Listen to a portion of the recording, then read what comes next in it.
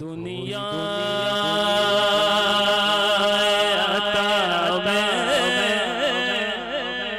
نہیں ہمیں دادا تیرا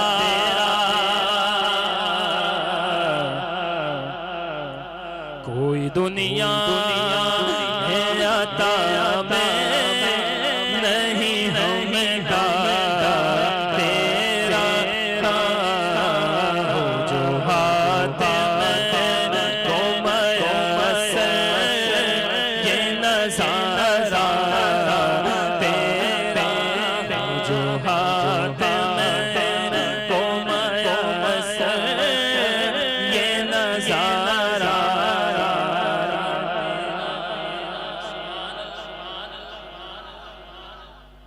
حاتم طائی کے نواسے کی ملاقات ہوئی امام جعفر صادق پیر نصیر ملت شہزادہ گولنا پیر مہر علی شاہ صاحب کے شہزادے نے لکھا اس مصرے کو ہو جو حاتم کو میسر یہ نظارہ تیرا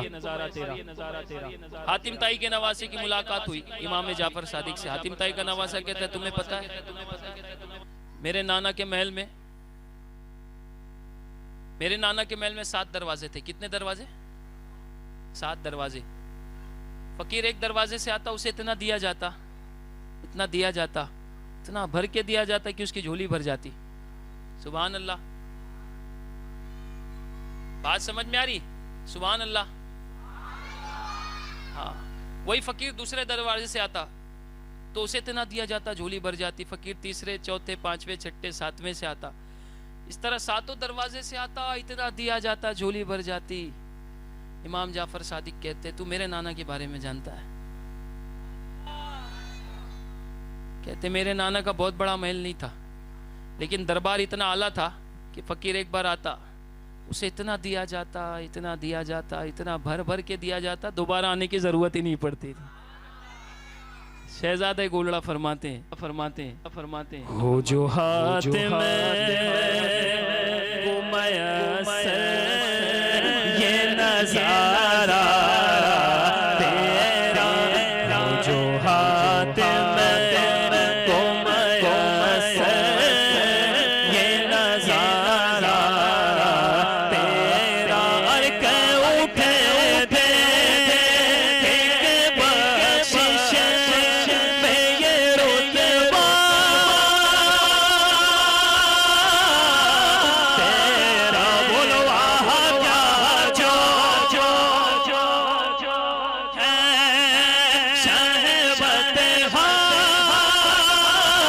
تیرا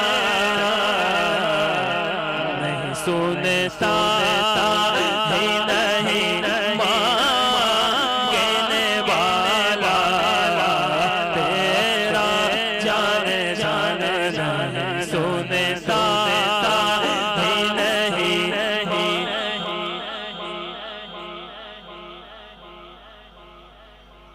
تیرا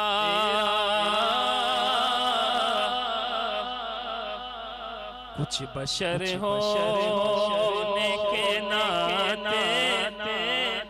تجھے خود سا جانے کچھ وہابی دیوبندی معاذ اللہ استغفر اللہ کہتے کہ حضور ہماری طرح تھے کہیے معاذ اللہ استغفر اللہ جیسا ہم کھاتے تھے معاذ اللہ حضور بھی ویسے ہی کھاتے تھے ہم جیسا چلتے ہیں حضور بھی ویسے ہی چلتے تھے تو معاذ اللہ انہوں نے حضور کو اپنے برابر کر لیا معاذ اللہ استغفر اللہ ہے کچھ لوگ سوچتے ہوں گے مولانا لوگ کو کیا لگے رہتی بھائی سنی وہابی دیوبندی کرتے رہتے میرے بھائی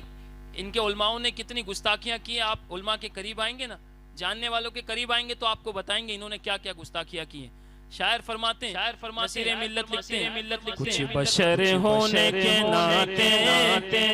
تجھے خود سا جانے اپنی طرح کہتا ہے ہمارے آقا کو اس بات کا جواب دے اگر تو اپنی طرح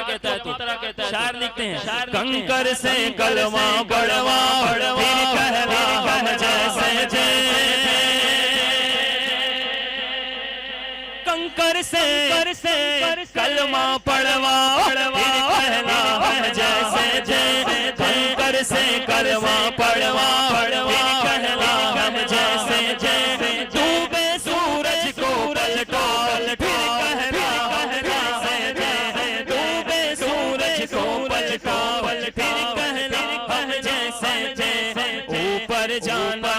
جانا یہ تو بشر کی طاقت ہے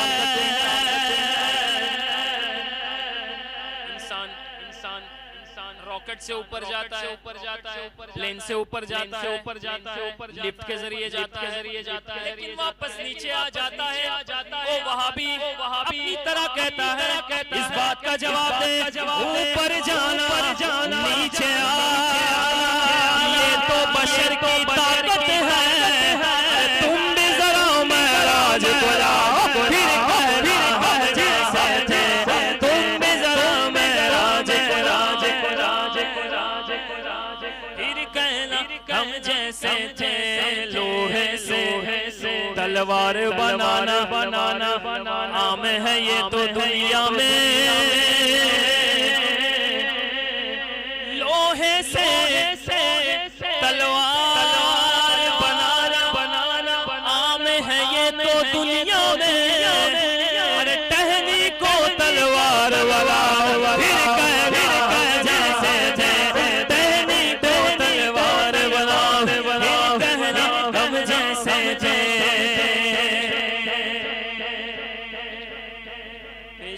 پیشانی پہ داغ بنانا کوئی مشکل کام نہیں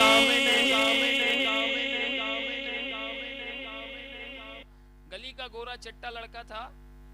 اچھا بھلا پیشانی صاف تھی 40 دن گیا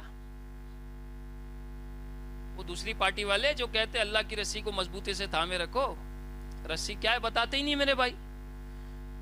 40 دن بندہ گیا جا کر کے آیا کالا داغ بڑا لے آیا اپنے پکڑ میں آیا نے پوچھا میرے بھائی کیا ہے کل تک محلے میں تھا اچھا بھلا تھا ایسی کون سی نماز پڑھا 40 دن میں اتنا بڑا داغ لے آیا کہنے لگا حضرت جانے دیجئے کام ہے ذرا نہیں بتانا پڑے گا امام صاحب 10 سال سے پڑھا رہے میرے بھائی اتنا بڑا نہیں لے آیا تو جتنا 40 دن میں لایا ہے گھبرانے لگا بھاگنے لگا ہم نے کہا بھائی جواب تو دینا پڑے گا تاکہ محلے والوں کو بھی ویسی نماز سکھائی جائے جن کے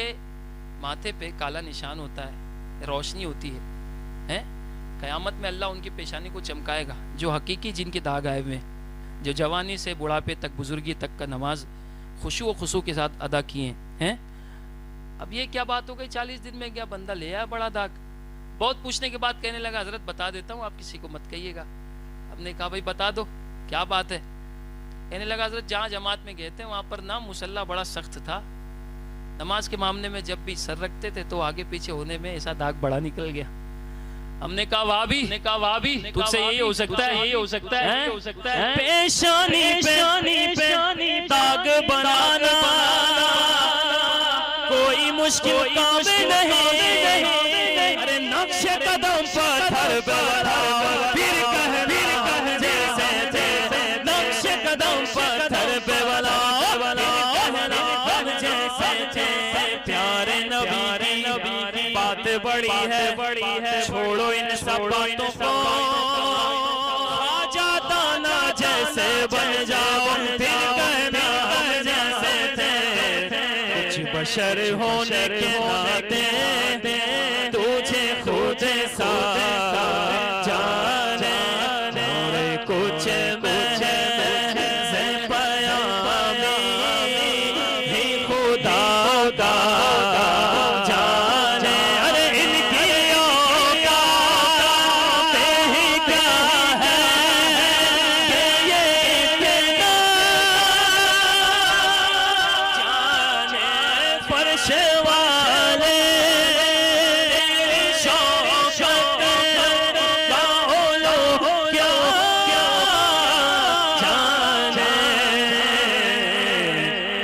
روا